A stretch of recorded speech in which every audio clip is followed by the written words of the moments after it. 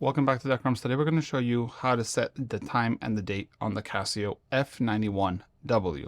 For that, we are just in normal time, as you can see, 3:16:21 seconds on Sunday the 16th.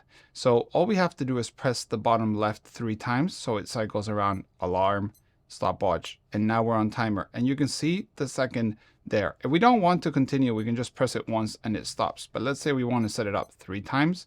And here on the bottom right, this resets or creates time. For seconds, it takes it to 0. And for the others, it moves up. So to move to the next one, we're in seconds. To move to minutes, we press the top left, or to hours, sorry. And we're at 3, 4, 5, 6. Like always, you can press and hold to cycle faster. So now we're in the PM and we can continue holding. Let's say we're going to go for it's 5 o'clock.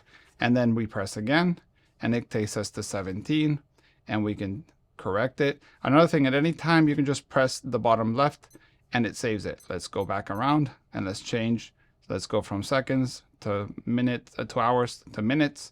And from here, we go now to months. So 9, 10, 11, 12, 1, 2, 3, 4, 5. We're in May.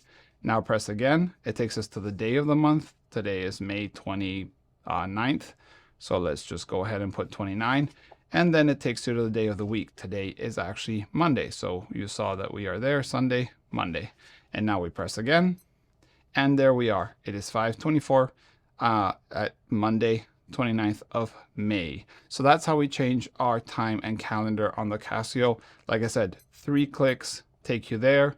If you want to exit, or change, you press on the top left to whatever setting you want. If you want to exit any time, press the bottom left and you're good to go. Don't be scared of making mistakes. You can always go ahead and fix it. It's fairly easy with a Casio F91W.